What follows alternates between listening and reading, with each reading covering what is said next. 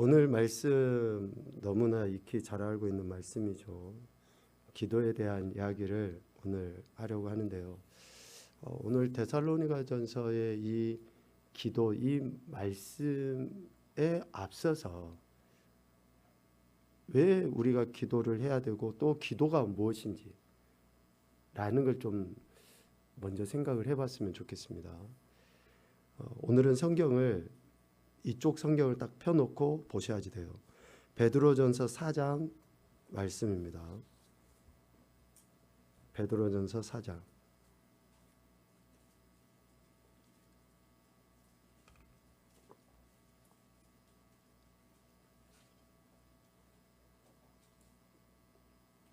베드로전서 4장 7절 말씀을 우리 같이 읽겠습니다. 시작.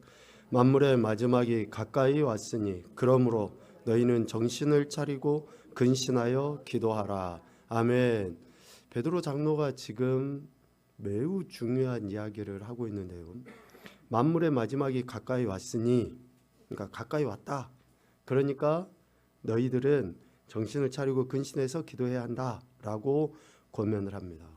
자, 그러면 만물의 마지막은 언제입니까? 언제부터죠? 언제부터냐면 베드로전서 4장 1절에서 우리는 찾아볼 수 있어요. 그리스도께서 이미 육체의 고난을 받으셨으니, 즉 만물의 마지막은 예수 그리스도께서 이 땅에 오시고 십자가 지심으로부터 이미 마지막이 시작된 거예요.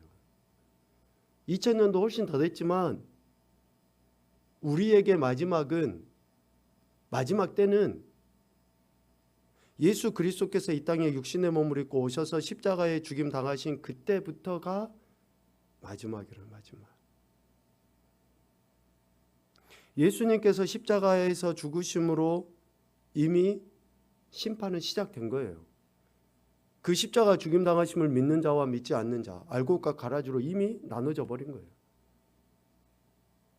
그래서 마지막이 가까웠다라고 하는 것은 어떤 시간상, 시기상의 이야기가 아니고 예수 그리스도께서 죽임 당하심으로 이미 마지막은 시작된 거다.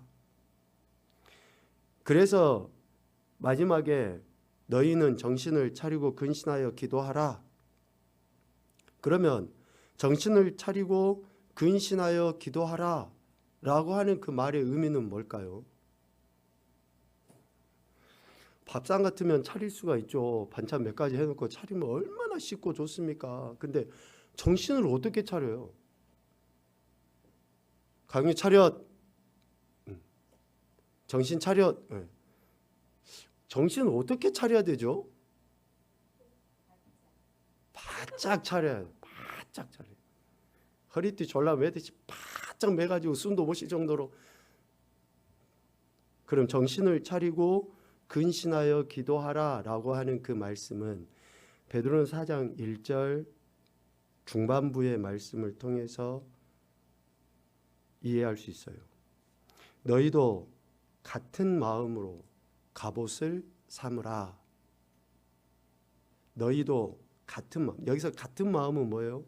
이미 예수 그리스도께서 육체 고난을 받으심, 죽임 당하심과 같이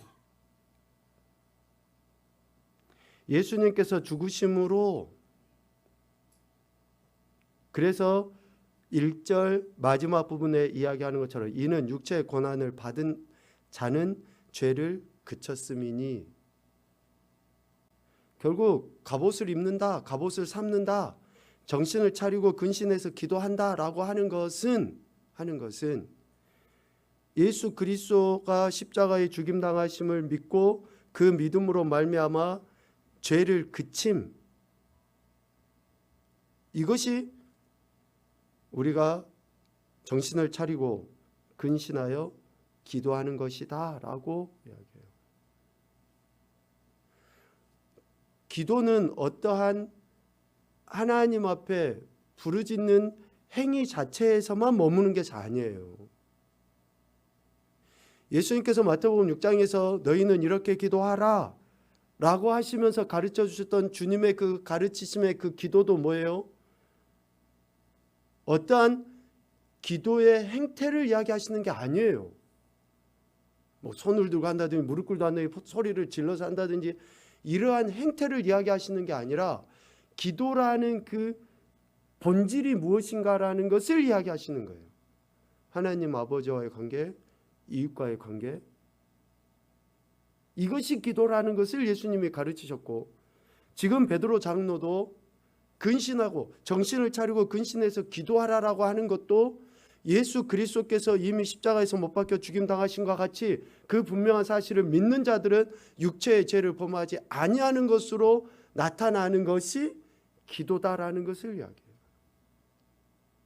그러니까 입술로는 주여 주여 외치고 기도를 한다고 해요. 그런데 삶은 여전히 자기 소견에 오른 대로 행하고 하나님 말씀과 상관없이 살아가는 것은, 그것은 기도가 아니에요.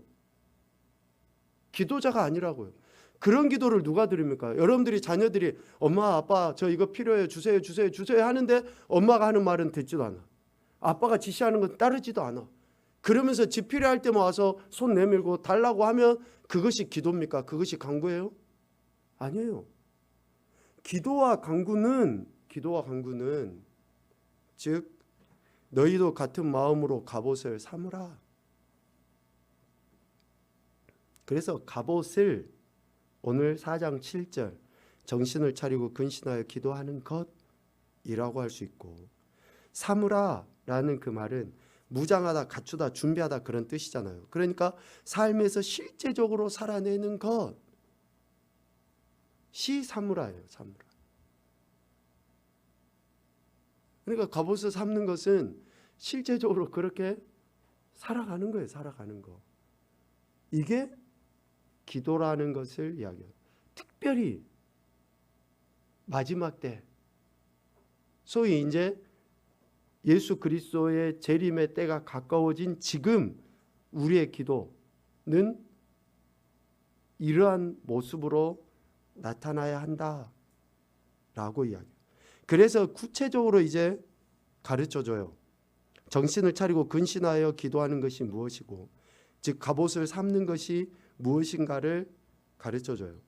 첫 번째는 3절입니다. 3절. 너희가 음란과 정욕과 술 취함과 방탕함과 향락과 무법한 우상 숭배를 하여 이방인의 뜻을 따라 행한 것은 지나간 때로 족하다. 그러니까 이방인의 뜻을 행했던 것을 멈추는 것이 정신을 차리고 근신하여 기도하는 거예요.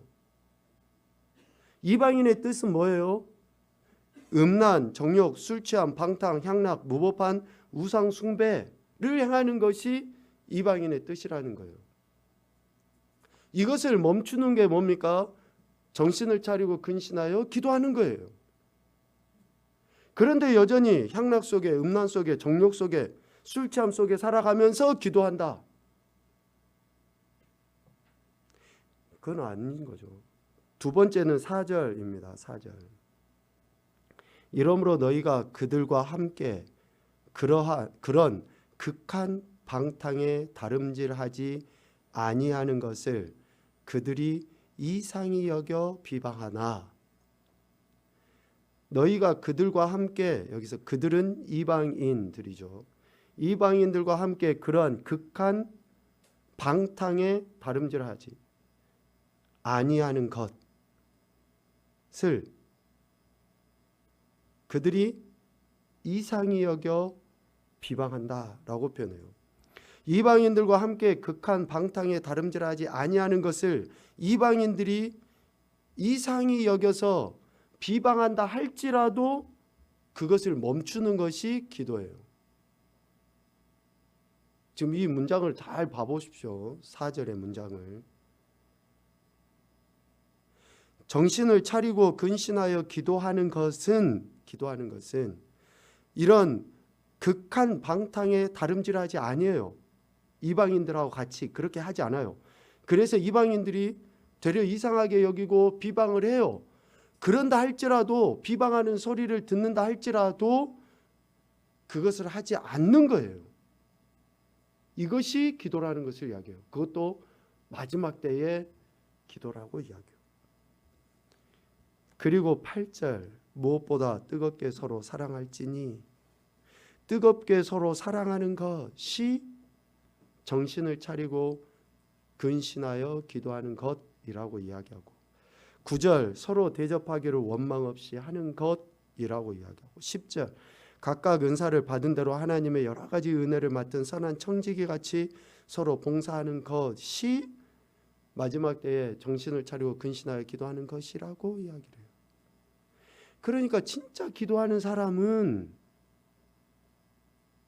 3절부터 이러한 10절까지의 삶 현장에서 살아내는 사람인 거예요. 살아내는 사람. 그냥 구구절절히 말은 다 바른 이야기하고 기도는 유창하게 하는데 삶은 여전히 이방인의 뜻을 따르고 이방인들의 소리에 민감해가지고 저들이 비방하면 믿음도 저버리고 하나님 말씀도 저버리고 살아가는 그런 것은 기도가 아니에요. 그렇게 하면 더욱이 형제에 대해서 사랑하지 아니하는 거나 우리 창의성 할 때 이야기했잖아요. 원수를 사랑하고 박해하는 자리에서 기도하라고 하신 그 주님의 말씀대로 감정이 없어서가 아니에요. 감정이 있을 수 있어요. 불편하기도 하고 때로는 믿기도 할 수 있어요. 그러나 그를 위해서 기도하고 그에게 무난하는 것을 마땅히 여기는 것, 이것이 정신을 차리고 근신하여 기도하는 삶의 모습, 기도하는 것이라고 지금 이야기를 하는 거예요. 그러니까 우리의 신앙은 단순히 이론이 아니고 실제가 돼야 돼요. 기도가 하나님께서 들으시는 기도가 어떤 기도예요? 그냥 무조건 우리가 쭉 외치면 하나님이 들으십니까? 하나님의 말씀을 듣지도 아니하는데 하나님이 우리의 기도를 들으셔요? 그러니까 이런 원리들을 우리가 생각을 하면 오늘 베드로 장로가 왜 마지막 때라고 하는 지금 이때에 이렇게 기도하라고 이야기하고 기도는 이러한 것이다라고 가르쳐주고 있습니까? 그래서 기도는 삶의 현장에서 앞서 이야기한 3절부터 10절까지의 이런 태도를 드러내 보이는 것이 기도예요. 드러내 보이는 것이. 어느 누가 완벽한 못하지만 그렇게 하기 위해서 우리가 하나님 앞에 우리 자신을 내려놓고 그렇게 살아가도록 은혜를 구하고 성령님의 도우심을 구하는 그러한 태도를 보이는 것 아닙니까? 다시 말하면 11절이에요. 3절부터 10절까지의 이러한 태도를 11절에서 정리해서 이야기하고 있습니다. 우리 11절 말씀을 같이 한번 읽어봅시다. 시작.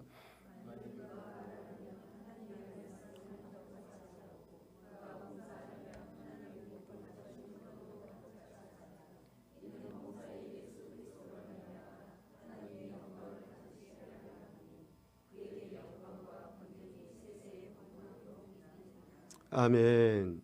보십시오. 우리의 말이나 우리의 봉사나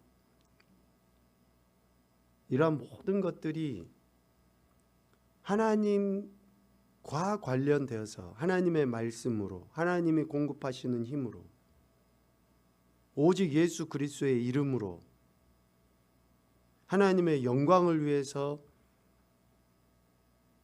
행하는 것, 이것이 기도 아닙니까? 기도가 뭐예요? 기도는 바로 이거예요. 이거 내가 하나님의 영광을 위해서 살아가도록 하나님의 말씀을 듣고 그 말씀대로 내 삶을 살아내는, 그래야 할 때 우리가 구하지 않은 것도 하나님이 허락하시고 구하면 즉각적으로 응답해 주시고, 이런 태도가 기도라는 것을 베드로 장로는 이야기해요. 왜 이렇게 행하는 것이 기도인가? 왜 이렇게 행하는 것이 기도인가? 질문을 한다 그러면 2절 말씀을 한번 봐보십시오. 2절. 그 후로는 다시 사람의 정욕을 따르지 않고 하나님의 뜻을 따라 육체의 남은 때를 살게 하려 함이라 라고 이야기해요. 그 후로, 즉 예수 그리스도 십자가를 믿고 난 이후로 다시 사람의 정욕을 따르지 않고 하나님의 뜻을 따라 진짜 하나님이 우리를 부르실 그때 그 남은 때를 살아야 하기 때문에 3절부터 또 10절, 11절까지의 기도의 삶, 정신을 차리고 근신하여 기도하는 삶, 갑옷을 삼은 그런 삶을 이야기하신 거예요. 예수님의 십자가를 믿고 난 이후로 개인적인 종말이든지 우주적인 종말이든지 그 때를 살아야 되잖아요. 그때가 올 때까지. 그때에 육체의 정욕대로 살지 않고 하나님의 뜻을 따라서 살아가도록 하기 위해서 우리가 이러한 기도의 삶을 살아야 한다라고 이야기를 하는 것입니다. 그래서 여러분, 기도에 대한 개념을 다시금 여러분 정립을 하셔야 돼요. 방언으로 하는 기도, 부르짖어 하는 기도, 뭐 손들고 하는 기도, 뭐 금식, 철야 다 해야 돼요. 다 중요하고 해야 됩니다. 지금 우리의 상황에 맞게끔, 환경에 맞게끔 필요하다면 진짜 금식도 해야 되고 필요하다면 철야도 해야 되고 해야 돼요. 그런데 그런 모든 것들이 결국은 뭐와 연결이 돼야 돼요? 내 삶의 태도와 연결이 돼야 되는 거예요. 내 삶의 태도와. 내 삶의 태도와 연결되지 아니하는 그 기도가 어떻게 하나님이 기뻐하시는 기도이며 응답으로 나타날 수 있겠습니까? 그래서 베드로 장로는 마지막 때라고 하는 지금 오늘 우리에게 이러한 기도를 가르치셔요.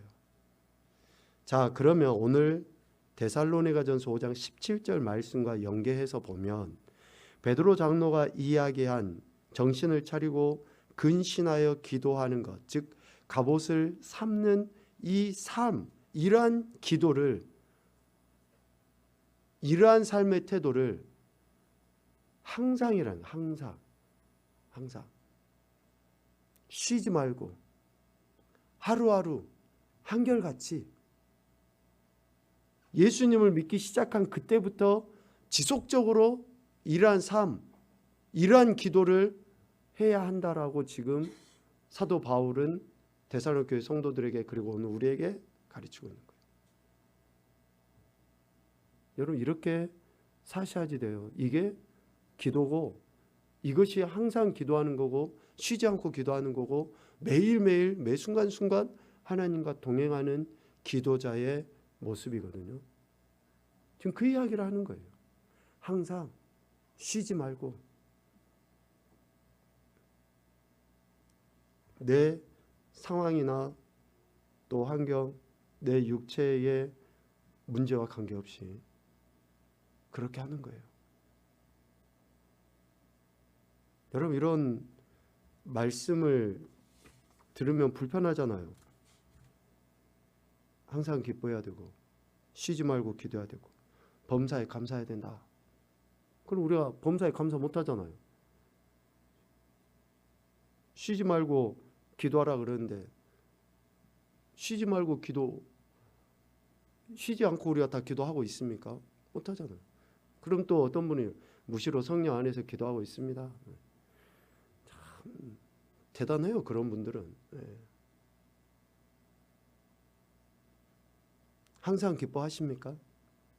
그러니까 이러한 항상 쉬지 말고 범사이라고 하는 이 한결같음에 대한 태도를 지금 우리에게 가르치시는 거예요. 가르치시는 거. 감사도 그렇고 기쁨도 그렇고 기도도 그렇고 베드로 장로가 이야기한 것처럼 우리가 예수 그리스도를 믿는 그 순간부터 지속적으로 이런 삶을 살아가야 할 것에 대해서 우리에게 가르치고 있는 거죠. 이 말씀을 외우시기 바랍니다 했는데 다 외우십시오. 그리고 그렇게 하루하루 매 순간순간 살아가도록 하나님의 은혜를 구하십시오. 쉬지 말고 기도하라는 명령은 하루 종일 아무 일도 하지 말고 무릎을 꿇고 기도만 하라는 것은 아닙니다.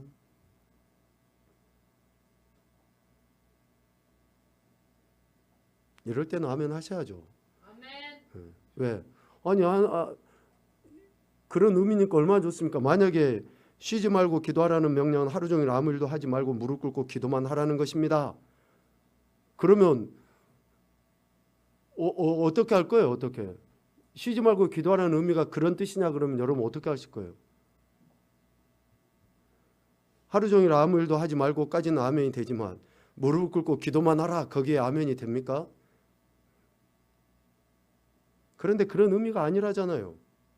우리의 생각과 일들을 주님께 틈이 날 때마다 말씀을 드리는 것이라고요. 틈이 날 때마다.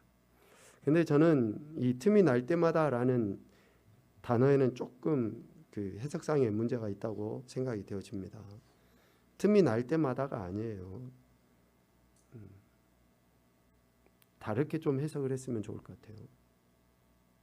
그렇다면 우리는 하나님께 언제 기도 드려야 됩니까? 언제 해야 되는 거예요? 낮이나 밤이나 주님 생각. 낮이나 밤이나 눈을 감으나 뜨나 주님만 생각하고 하는. 여러분 연애 해보셨습니까? 연애 데이트 해보셨어요? 안 해봤어요? 해보셨어요? 누구랑요? 누구랑 해보셨어요? 데이트를?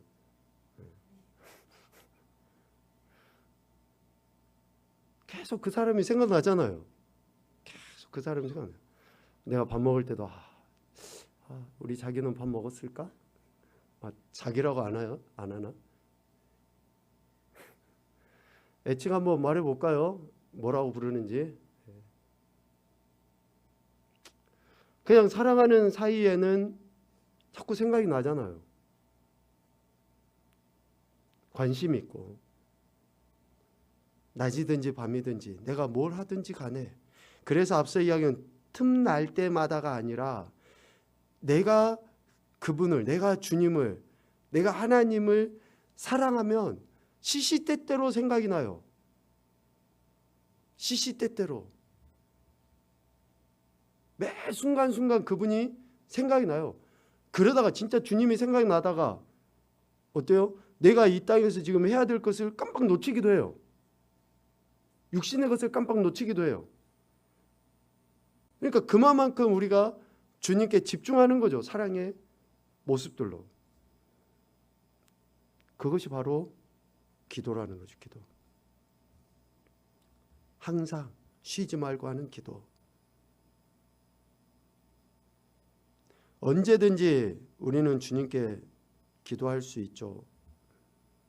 그러나 매일 일정한 시간을 정해서 떼어놓고 그 시간에 말씀을 읽고 기도하는 것도 매우 중요합니다.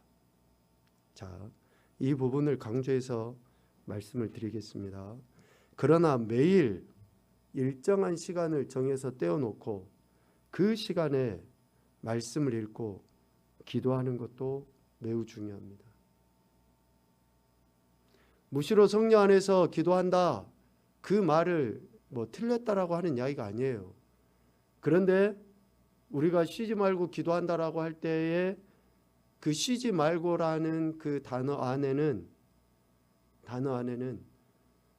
이 부분이 포함이 되어 있음을 꼭 기억하셔야지 됩니다. 이 부분이 포함되어 있어요. 매일 일정한 시간을 정해서 따로 떼놓고 정말 바라기는 예배당에 나와서이지만 정 안 되면 가정에서든지 또 직장에서든지 시간의 문제가 아닙니다. 시간의 문제가 아니에요.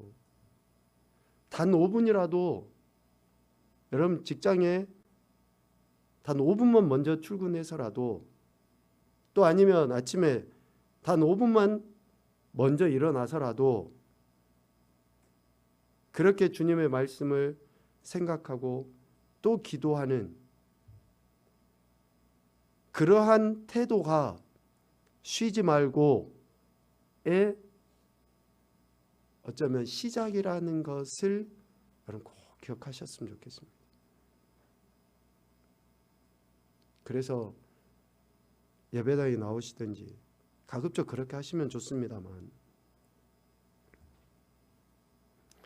기도하는 시간에는 우리의 모든 잡념을 내려놓고 하늘 아버지께 집중해서 기도해야 됩니다. 이 부분이 참 힘들어요. 모든 잡념을 내려놓고 하나님 아버지께 집중해서 기도하는 것. 근데 그 잡념을 내려놓고 라고 하는 그 말도 제가 해보니까 그 잡념조차도 기도 제목이에요. 내가 드는 생각들 같은 거 있잖아요. 그런 것들도 기도 제목이라고요.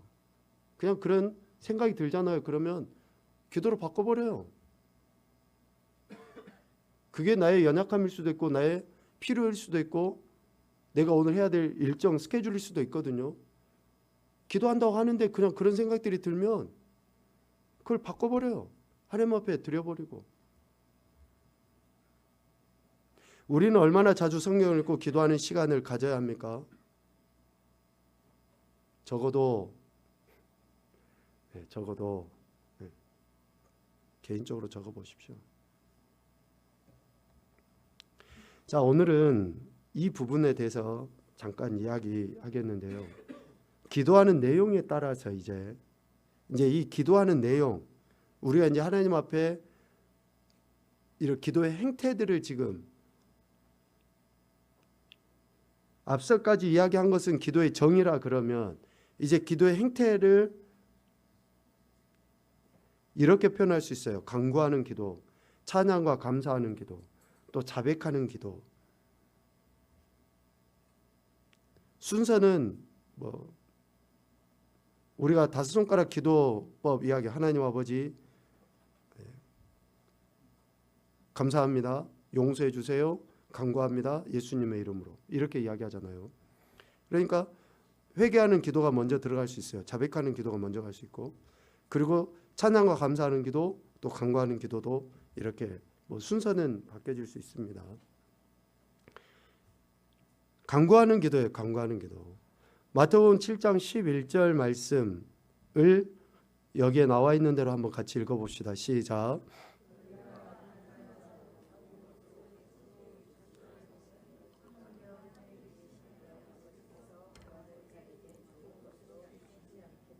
아멘. 나쁜 아버지라 할지라도 자식들에게는 좋은 것을 주려고 하죠.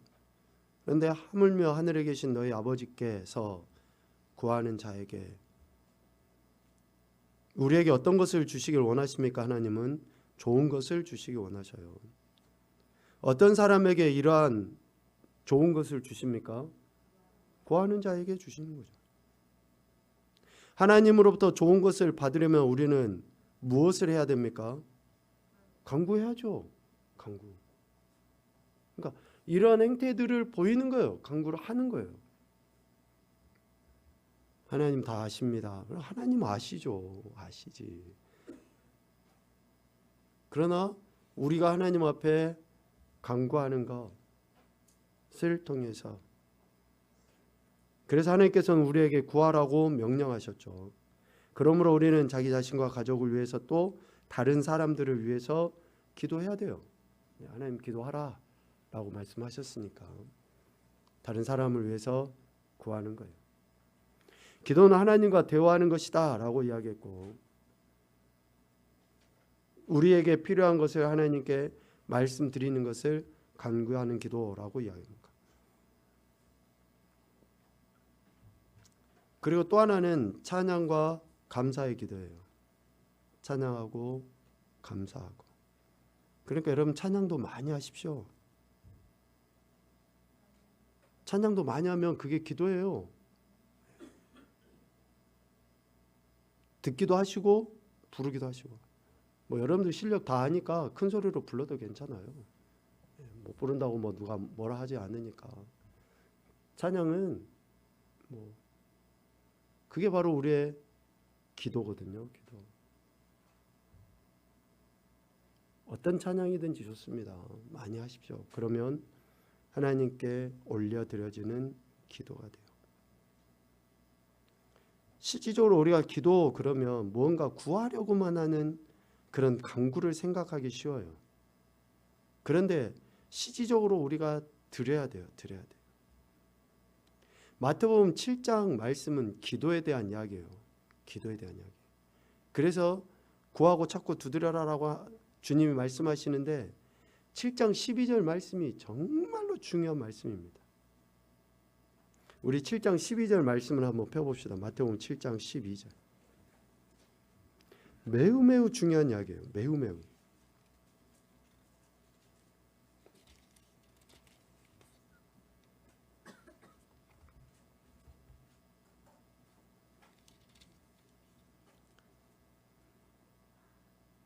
한번 같이 읽어보죠. 시작.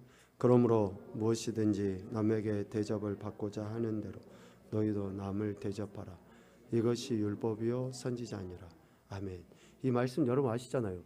율법 즉 신구약의 성경이 가르치는 그리고 또 선지자들이 가르치는 그 말씀의 핵심이 바로 뭐예요? 대접을 받고자 하는 대로 남을 대접하는 거예요. 이거는 동서고금을 막론하고 너무나 우리 삶의 그냥 기준이에요. 기준. 대접을 받고자 하는 대로 대접을 해줘야 돼요. 근데 우리가 대접은 받고 싶어 하면서 대접해 주질 않아. 사랑받고 싶어 하면서 사랑해 주지 않아. 내 호주머니에 들어오기는 원하는데 나는 쓰진 않아. 그러니까 이렇게 하니까 실질적으로 우리가 하나님으로부터 이러한 은혜, 즉 우리의 기도가 제대로 된 응답으로 나타나지 않는 거죠. 받기만 하고 드리는 것이 없어도 여러분 좋다고 생각하십니까? 잠깐, 아멘이에요? 아멘 아니죠? 아니죠. 그러니까요.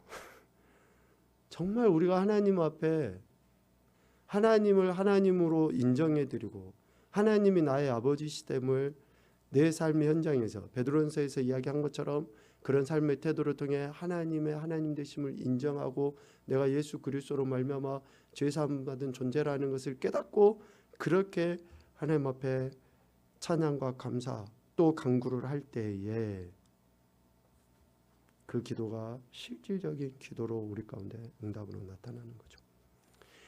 우리는 하나님으로부터 구원을 받았습니다. 또한 그분은 매일 우리에게 좋은 것을 주십니다. 다음 중 우리가 하나님께 드려야 할 것은 무엇입니까? 진심에서 우러나오는 감사 그리고 찬양. 정훈아 또 뭐 있어? 그리고